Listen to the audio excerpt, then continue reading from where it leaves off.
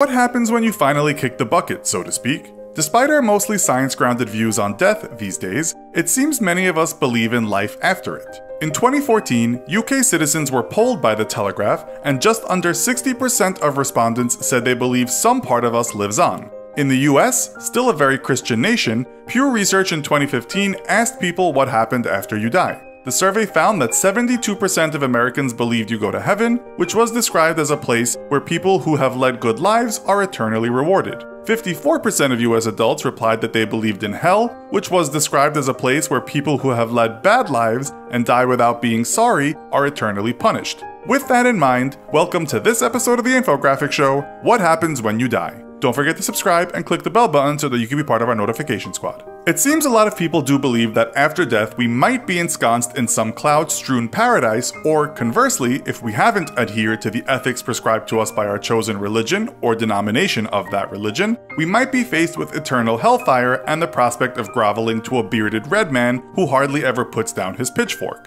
But let's start with some empirical realism and what actually happens to the body when we die. Physicians know you're dead because the heart stops beating and there is no longer any electrical activity in your brain. Brain death equals dead, although machines can keep you going a little bit longer. You can also have what's called a cardiac death, which means the heart stops beating and blood no longer flows through your body. The strange, even wonderful thing is, people that have suffered cardiac death but have been brought back to life have said they were aware of what was going on around them. Others have talked about walking towards a light in such a near-death experience. You can be brought back from what we call clinical death, but you only have a grace period of about 4 to 6 minutes. But let's say you get to the light and pass through. This is what we call biological death. Game over, the final whistle, dead as a dodo. This is where it gets kind of undignified, but what do you care, you're dead. Once you're definitely no longer with us, your muscles relax, and this means your sphincter will too, meaning that triple whopper and large fries you had for lunch will spill out of you. The gas you have in you may also leak out and cause a stink.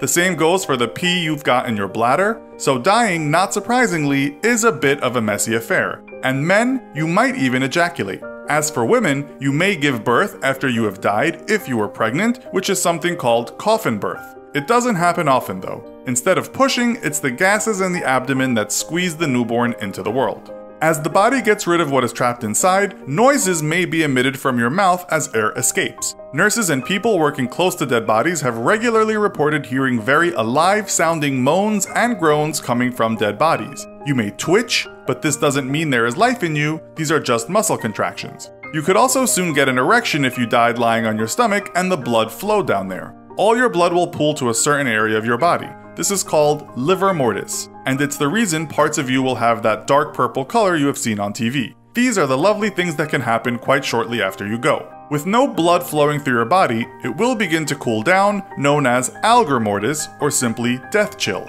It will keep cooling until it is the same temperature as your surroundings. You will become stiff within about 2 to 6 hours, and this we call rigor mortis. This is because calcium is getting into your muscle cells. Cells break down without blood flow, and this leads to bacteria growth, and that's why you start to decompose. You may look like your hair or your nails have grown, but that isn't the case. What is happening is that your skin is receding, giving the impression of growth. The skin will loosen too, and blisters will appear on the body. The next stage is putrefaction, when bacteria and microorganisms start feasting on you.